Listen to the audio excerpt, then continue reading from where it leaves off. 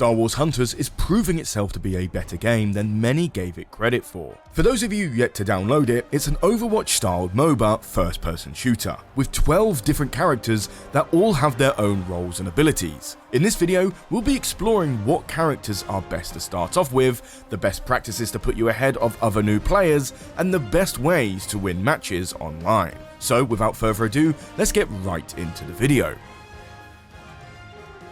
Your first couple of hours with the game will be easing you into how to play the game with just one game mode, that being Deathmatch. Immediately, you'll notice how quick the games are and how the maps are on the smaller side. Some are larger than others, but downtime during respawning and moving around the map is minimal. The games do get a bit longer once you're eligible to play ranked, upping the kill requirement to win from 10 to 25. For the best ways to play, undoubtedly it's the Nintendo Switch. The higher FOV, graphics, gyro controls being extremely strong, and the game's UI being traversable with controller. Android and iOS require touchscreen despite a gamepad connected. If that's not available to you, BlueStack's Android emulator on PC is very accessible and works great with a Bluetooth controller, although we don't recommend playing it with a mouse and keyboard, it just doesn't feel that great. Touchscreen isn't that bad on mobile or iPad, it's certainly usable and gives the benefit of auto-shooting targets, but it takes away from getting that console game experience. If you're interested in us making a video on how to get the game running well on PC, let me know in the comments down below. So, what are the first things you can do to get an edge on new players like yourself? Well, for one, these little purple pickups are extraordinarily strong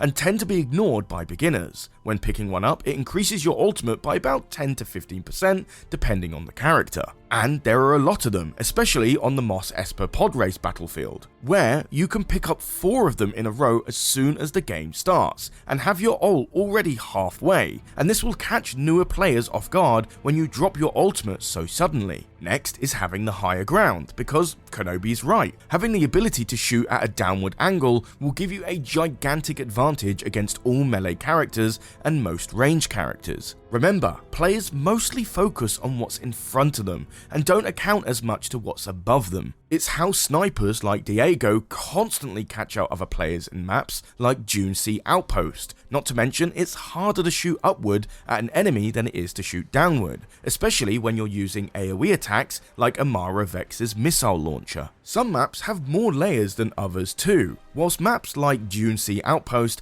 and Mos Esper pod race are relatively straightforward. Battlefields like Death Star Crossfire has a third level of height that is easily missed, and if you're communicating with your team, having Scorer dropping an ultimate down the hatch at the top of the map could surprise many opponents trying to capture or defend the control point below. Finally, and probably the biggest one, is knowing when to go support. Whilst this might sound boring to some, at the time of writing, support characters are notoriously strong. Since many players are running on mobile, any form of mobility and healing will disorientate even intermediate players, causing them to stall long enough for one of your DPS characters to join the fray and help out, or prevent the enemy from capping the point. But, better yet, newer players never anticipate healing, so playing Sprocket or Scorer that stays close to a Sentinel player will overthrow even a 3v2 scenario. This works even better when holding the high ground on the Ewok village battlefield. Next up is the characters, and they're split up between 3 classes: DPS, tank, and support. Characters' efficiency and win rates do change drastically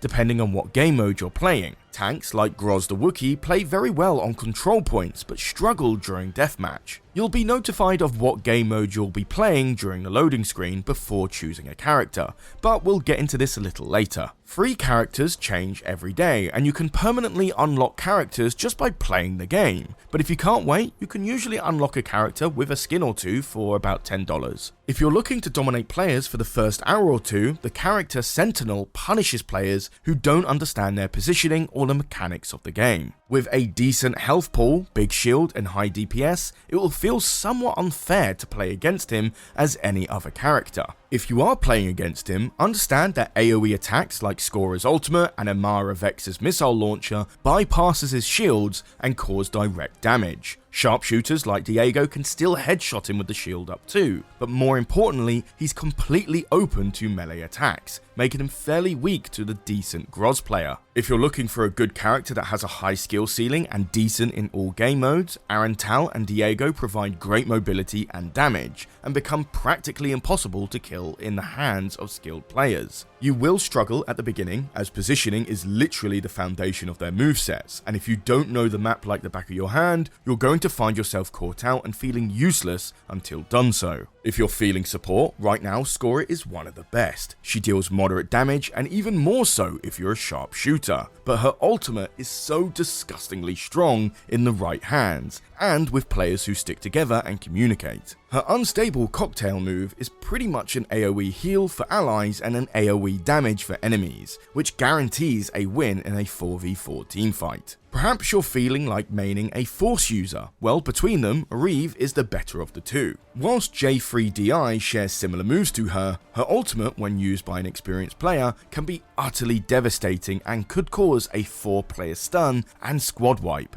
If you're new to the game, perhaps try out J3DI first, since his ultimate can be great for guaranteeing kills. But if you're looking to play with controller only, start moving to Reeve when you're feeling confident. When it comes to game modes, the two you should be focusing on for now is Squad Brawl, which is pretty much deathmatch, and Power Control, which is just set control points. In Power Control, it's less about fishing for kills and more about understanding where the enemies are moving to and holding parts of the map. Tanks are always better on this game mode for their survivability, and supports are less risky, as dying isn't punishable towards opponents achieving the win condition. Char's regen booster move, which heals him, makes him invulnerable, and heals further off enemy damage, is a great way to hold control points whilst your teammate tries to secure more ground. Groz is the same too, with his standard self-heal and large health pool. Squad Brawl does pull the power away from tanks. Groz, with his lack of damage, makes him far more situational, because if he's not dealing damage and pulling attention away from priority picks, then it's just better to pick someone like Sentinel. Supports, as mentioned before, become far riskier, because it can be an easy kill for an opponent if found without a teammate. A good DPS player shines in these type of game modes, as players like Diego and Arantal can commonly secure picks without the cost of their own life. When it comes to Squad Brawl, you must have the ability to judge whether you'll win a matchup or not. Is that player good? Are they a counter pick to you? How much health do you have for this fight? You need to calculate these quickly and make a decision to pull back or engage. Don't ever dive in thinking that one of your teammates can finish them off. Retreat and find a better opportunity. Healing pickups aren't as powerful here compared to games like TF2 or Overwatch, which is probably purposely done to encourage players to engage more and make the game shorter. So, unless you have a healer support, you'll be in the backlines for a while before recouping enough health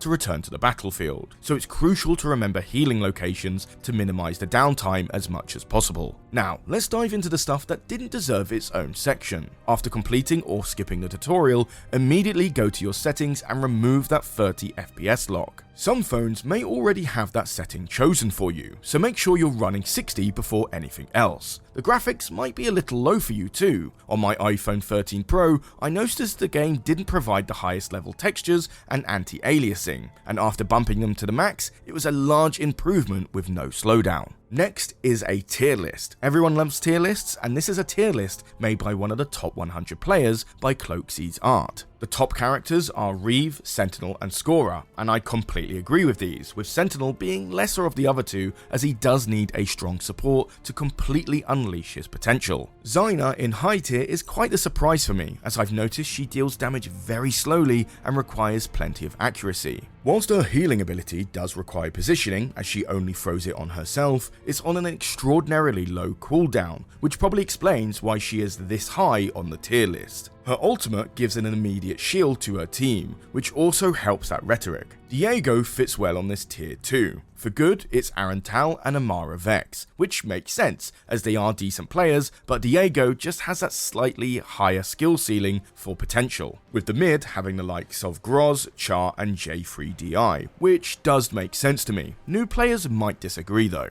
As for the lowest tier, Sprocket is there for his very low health pool and the reliance of his turrets to deal damage and not your yourself. Not to mention, his movesets require you to choose risky positions nearer the front line to maximize his abilities despite his very low health pool. So that's the beginner's guide to Star Wars Hunters. Hopefully you've learned something new in this video, and if you haven't, let us know of something that we might have missed out, as we'll probably do a follow-up video for intermediate players. And if there's anything you'd like us to cover in detail on the game, drop a comment as well, because we'll do the research and create the video if it's something everyone really wants. But besides that guys, my name is Charlie, you've been watching EcksToo, and I'll see you in the next video. Take care.